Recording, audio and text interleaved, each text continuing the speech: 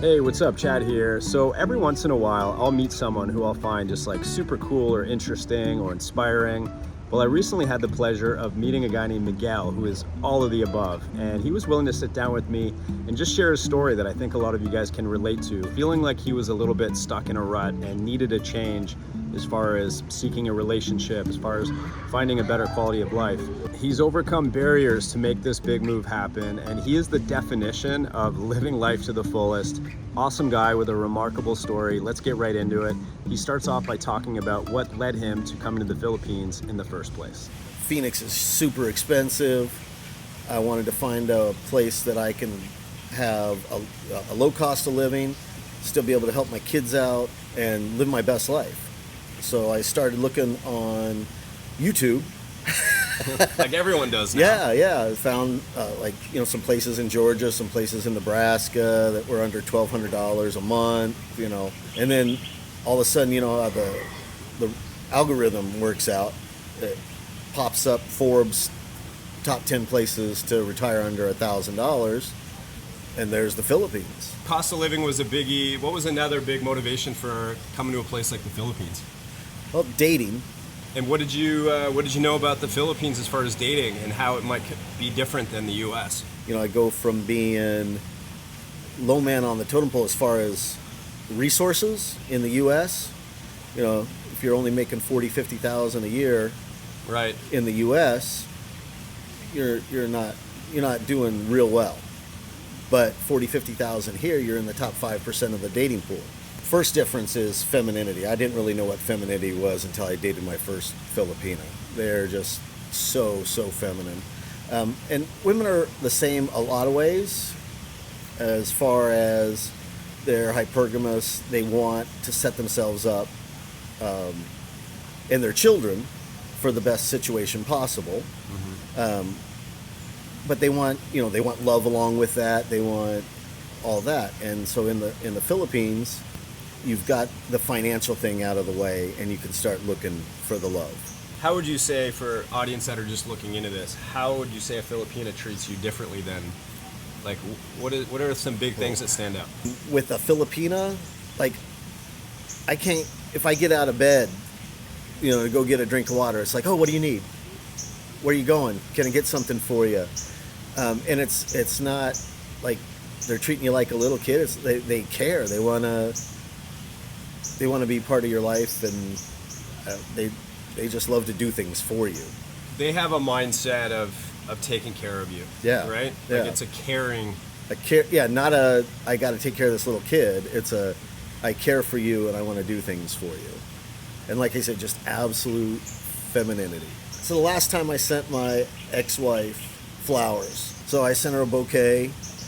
I got a call. I'm like, okay, here comes oh, thank you. And I got why'd you spend so much money on these flowers? That was the last time I ever sent her flowers. Right. Instead of a thank you, wow, you're right. So thoughtful. It's like. So I'm back in the U.S. and I sent my current girlfriend flowers, and I get a call. She's crying. She's, oh, I love these so much. Thank you. And for a week, she would go on about how much she loved the flowers and how good they smelled, and the level of appreciation is so different here for things like that. The only time I'd ever left the country was on a cruise ship. That doesn't really count. It's not really the same thing. You start just getting stuck in a rut, and I'd quit golfing, 10, 15 years before because of how much golf costs, and the ex-wife didn't want me away from the family, and so you just get whittled down. You just get whittled down until you find yourself just sitting in the same chair, and I realize, wow, man, I'm just stuck here. You hit a point in your life where you're like, you kind of woke up. You're like, what am I doing? Yeah, either I need to switch courses or I was going to be stuck.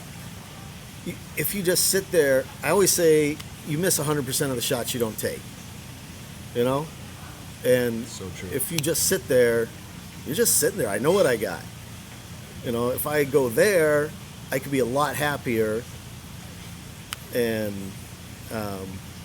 live 10 years happy or live 10 years stuck right here. Doing the same thing. Yeah. So you said, you came to the Philippines, man. You pulled the trigger. What are some of the things that stood out to you? Cultural differences, culture shock, What are things that you can remember standing out to you where you're like, okay, I'm in a different country? The people, the attitude of the people, like right away, just nice, genuine. They want to be helpful. They're not condescending. Like right off the bat, like boom, boom, boom. You could just, the difference, right? I mean, there's nice people in America. Don't get me wrong. I got a lot of good friends, a lot of nice, but it's just total strangers willing to just help you out. The terrain, the traffic's kind of crazy. Crossing the street, you do take your own life in your hands. So the first taxi ride I got out of it in Cebu, I get there and he parks. I'm paying him. I'm like, he's like, all right, you can get out, you know. And I get out, I stand up, and this car goes, woo! Right. So he pulled over on the far side of the street where the hotel's over here to the right instead of on the driver's side. And these cars are woo woo, and I'm like, whoa, you know, that was too close for comfort. So many hazards, you know, like from cobblestones that are like popped all up to little holes, right? That you just like break an ankle in, to big holes, to big drop-offs, and the steps, dude. The steps are so weird. You know, like in America, all the steps are the same. They're measured to be the same height so they don't trip you. But from here, you go from a step that I can't believe some of these Filipinas can get up, you know, to these little tiny steps where your feet don't fit on them. Just crazy stuff. Holes that you can just drop into, grates that are there one day, not there the next day. People parking motorcycles on the sidewalks, and low hanging, right? If you're not paying attention, looking at your phone, whatever, you know, and we're taller. It just, bam, you know. That's so true. You run into a bus stop. Just a lot of hazards. There's no rules. There's suggestions. That's a good way to put it right there. My first target was Dumaguete, best place to retire under $1,000, and because I met a girl online, it redirected me. And she lived in Davao, and everybody's like, stay away from Davao. You know, that's where the Muslims are. They're going to kidnap you and kill you. And I went to Davao, and I got there, and it's even better than Phoenix. Like in Phoenix, I'd be sitting waiting for dial-a-ride for a half hour, 45 minutes, an hour, and then be on dial-a-ride for 2 hours each way, waiting for the bus a half hour, you know. And in Davao, I can walk out, I go, air-conditioned taxi right there, you know, or a little electric tricycle. Hey, I want to pop over here. Door-to-door service for pennies, absolute pennies. And I never considered like a condominium, but the condo lifestyle, so cheap. I have a buddy named Alex who lives in a condo in Phoenix. He's paying $2,300 a month, and he does have one pool. I'm going to be paying $500 a month. Well, that's what I'm paying right now in rent, $500 a month. I've got 4 pools. One is a 35-meter lap pool. That's awesome. I've got a coffee bar in this really super nice lobby that plays classical music, and you know, you can sit in the shade, and They got the ceiling fans going. And at night I can go up to the rooftop of the second building on the 24th floor, and they got a bar and a restaurant up there, and just look out over the ocean or the Davao or whichever way you want to look. The difference between a lifestyle in the U.S. where you're trying to get by to coming here and you can splurge a little bit. You can live a little bit of a life of luxury. I want to go scuba diving. I go scuba diving.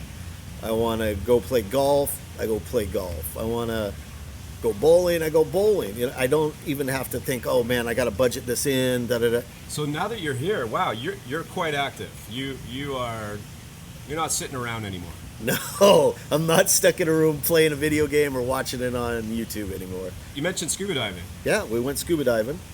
It was Michelle's first time. I'd just been teaching her how to swim, and she's at the stage where she's doing Superman floats and bubbles, and they told me, yeah, you can go scuba diving, no problem, and your girlfriend can come too, and it will be $100.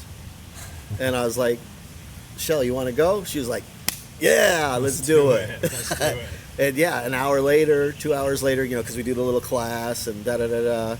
Yeah, I'm 10 meters down, and she's grabbing at fish, You know.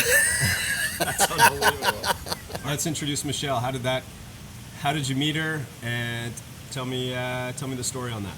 Met a girl online while I was in Phoenix. We'd been together almost 4 months. That's how I ended up aiming for Davao instead of Dumaguete. Flew in to Cebu, quarantined for 5 days, headed off to Davao. They met me at the airport, did everything everybody says not to do. You know, the whole family shows up, and we head off to this condominium that we'd picked out online, and that's actually the one I ended up renting and gonna buy.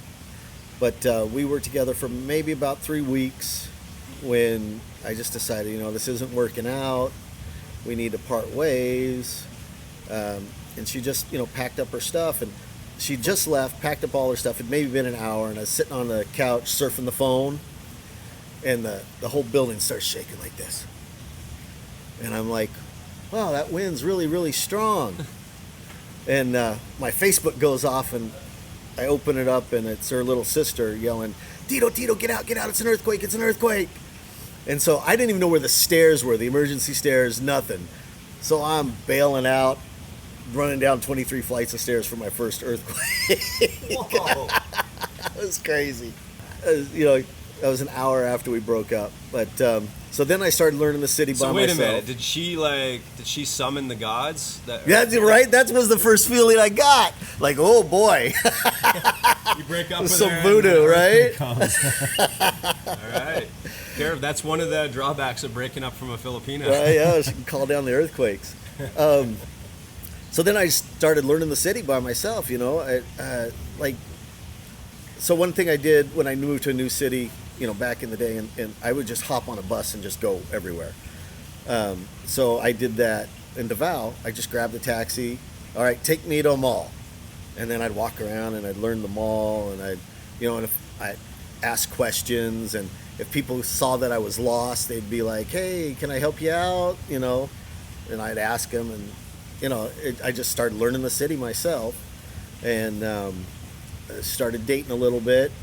I dated maybe 2 more girls after that.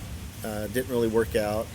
And I was involved with AFA, and I got a letter on my computer, you know, and said, this is Michelle, here's her bio. You know, she's never been married, never had kids, she's this tall, here's some pictures of her in a bikini. You know, I was like, oh, interesting. And so I called the lady, and I'm like, you know, do you think maybe I could meet this girl and, you know, set up a date? And then she's like, okay, I'll work on it, I'll ask. And about 2 hours later, I get a call that says, okay, she'll meet you tonight at 5:30. And that's how it started. A year ago, yeah. It's been 1 year.